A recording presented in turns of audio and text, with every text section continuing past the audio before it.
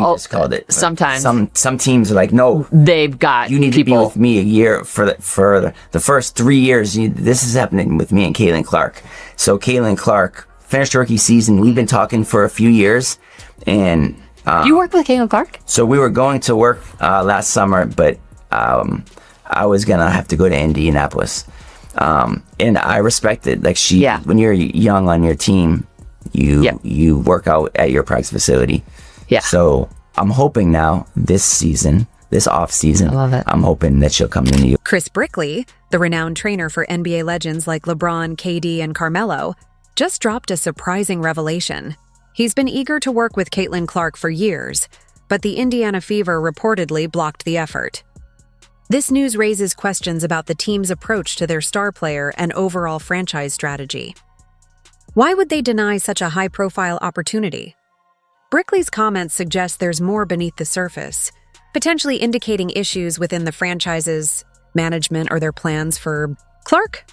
This revelation could change how fans and analysts view the Fever's handling of their rising star. Okay, this is what I like to hear.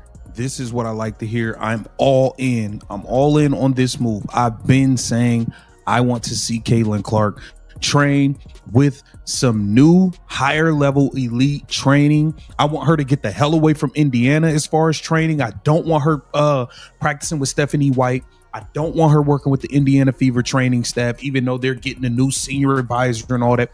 I don't want. Did you feel that energy? I'm all in on this move, and honestly, so am I. People need to understand who Chris Brickley really is. He's not just a trainer trying to ride Caitlin Clark's wave for fame.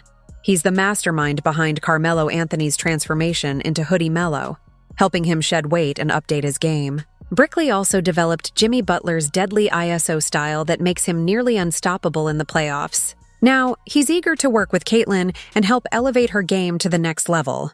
The interesting part? Last summer, when Caitlin was dealing with questions about her physicality and the need to bulk up, Brickley reached out to offer his help. But the Fever reportedly told her she had to stay in Indianapolis and train at their facility, blocking this opportunity. This move hints at deeper issues within the franchise's handling of their star player. So we were going to work last summer, but I was gonna have to go to Indianapolis. I was supposed to go to Indianapolis. Listen to how he says that. There's hesitation, disappointment. That's because it reveals what really happened. The Fever wanted to control everything, to have Caitlin train solely under their guidance and staff, following their program. And look at the outcome.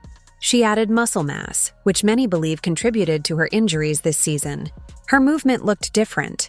She wasn't exploding to the rim like before. Now, it's clear that one of the best trainers in basketball was ready to help her reach her potential. But the organization blocked that opportunity. It's a frustrating situation that highlights the control they wanted over her development. Bro, Caitlin, leave Indiana this summer. You need to take your ass to New York City and put that work in with Chris Brickley. I'm telling you, he's going to help take her game to the next level. Forget working out with Austin Kelly and Stephanie White. What's the dude, the trainer? He cool, black dude, he cool. He tore his Achilles too. Like, how the training staff tearing their Achilles and all types of stuff. I'm cool on all that. Forget all this working out in empty gyms. We need you doing that, and we need...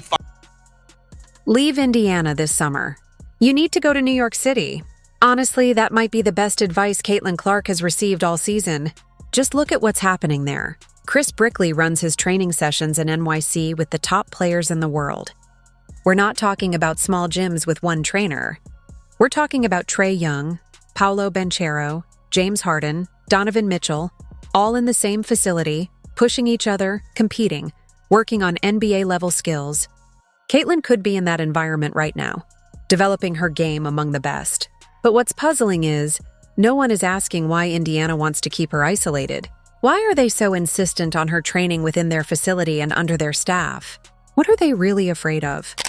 She has absolutely changed. Yeah. Women's sports for sure. Just and I love generally competitiveness too. Oh man, I know she's. That's the other piece too. That like, it's okay for women to be competitive. You know, like sure. And that was one series that was crazy, bro.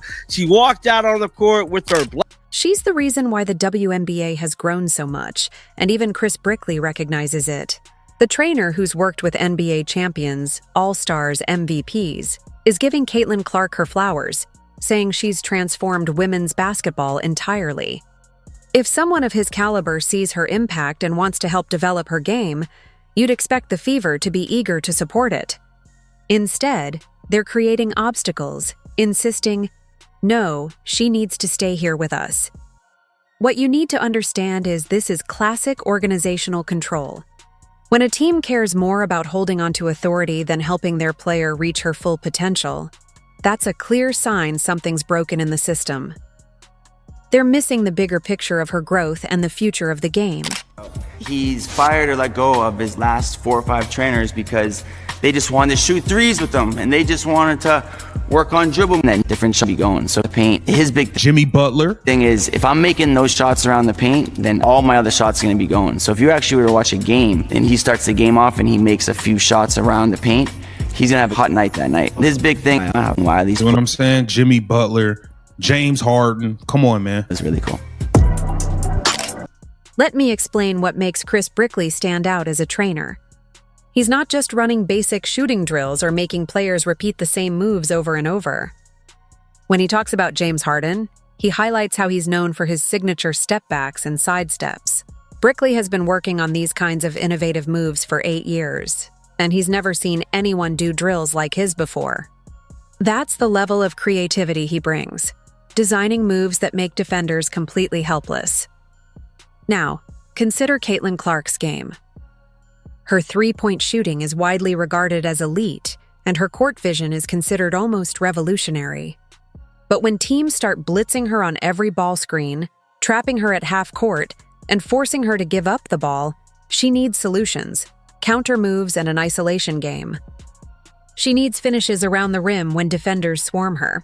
Brickley excels in developing these skills, giving her the tools to adapt under pressure and become even more unstoppable.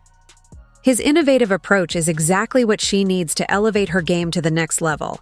Into the workout, he's big with the step backs, he's big with the side steps. I've been doing this for like 8 years and I've never seen a player do these drills. So I actually took some stuff from him and it's actually impossible to guard. James Harden, like Paolo Banchero. So Paolo Banchero was just Rookie of the Year. Something we're working on is consistency. So he's shown how strong he is, he showed how athletic he is. Now we're just really working around the top of the key area, and we work on just being a consistent shooter and shooting. This is exactly the type of environment she needs to thrive. Look at the footage. Multiple elite players in the same gym, pushing each other to compete at the highest level. That kind of setting fosters greatness. It's not like empty gyms in Indianapolis with just one trainer or controlled practice sessions where everything is scripted. Real growth happens when players face real competition, when they have that fire, that edge, that hunger to outperform their peers. Working out with people who are just as talented or even better pushes players to elevate their game. What's surprising is that Caitlin Clark had the opportunity to be in this environment last summer. She could have trained with someone like Trae Young, learning his floaters, change of pace, and how he manipulates defenders in pick-and-roll situations. She could have studied Paolo Banchero's footwork around the basket and how he uses his body to create space. Instead, she stayed in Indianapolis with the Fever, and as we saw, that decision didn't help her reach her full potential. With for the 2025 season, injuries, medical staff looking questionable, which I think that whole little post about the job, which I'm gonna make a video about it probably some point this week. I got to learn a little bit more in regards to that department. But Chris Brickley is up there. If we're talking like trainers, we're talking getting players ready. The medical staff's questionable performance raises serious concerns. This isn't just about training anymore. It's about the entire support system around Caitlin Clark.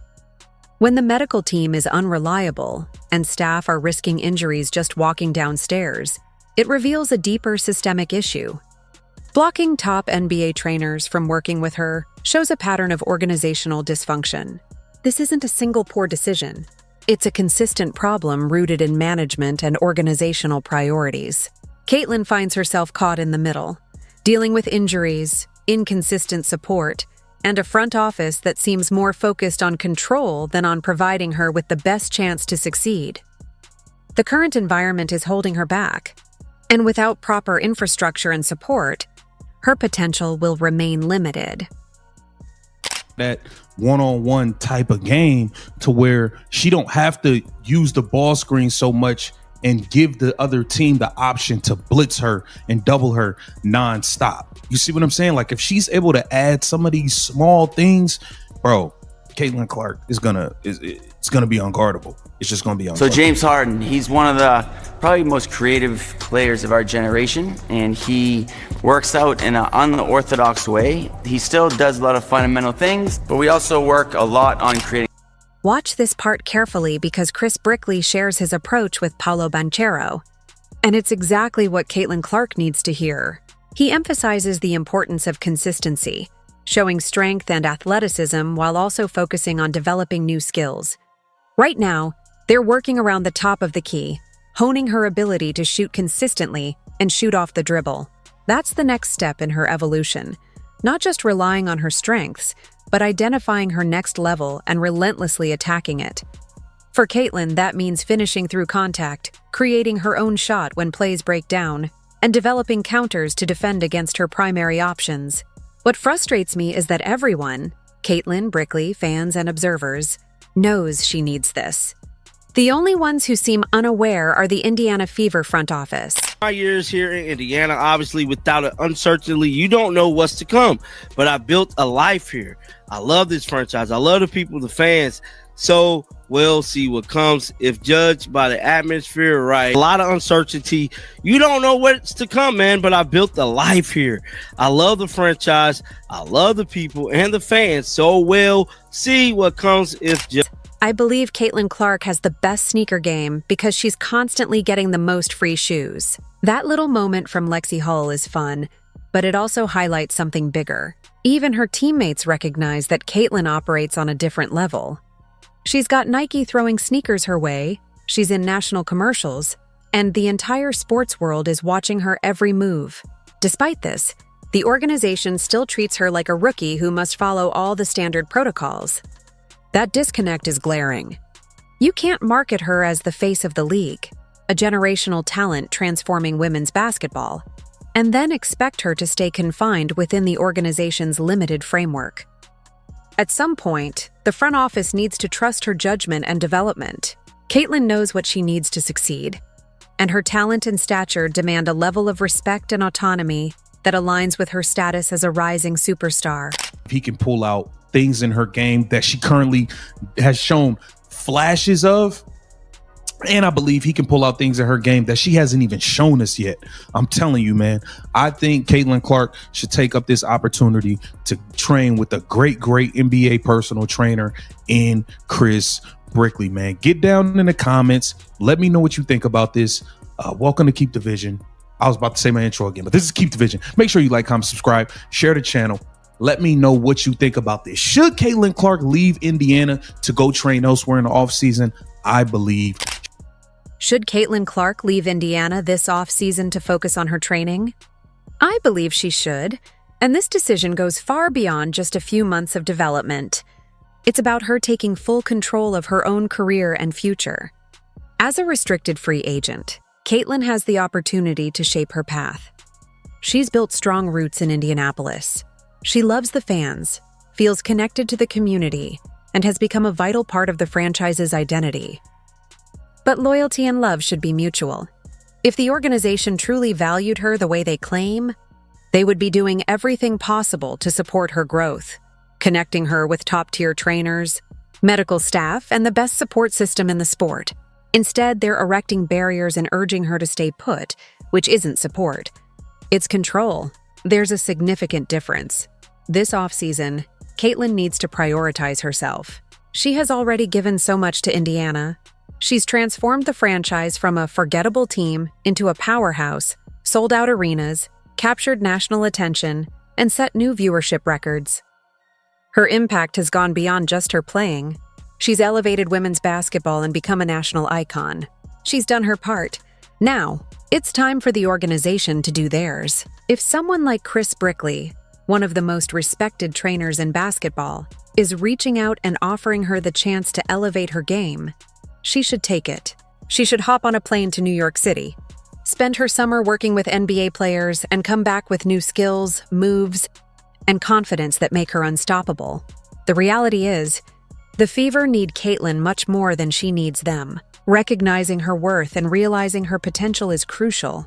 When she starts making decisions based on what's best for her career, rather than what's most comfortable or convenient for the organization, everything changes. The power is in her hands. This is her moment to step up, push her limits, and prioritize her future. What happens next is entirely her choice. She has the talent, the drive, and the support network to reach new heights. Now, she just needs to seize the opportunity and focus on her growth.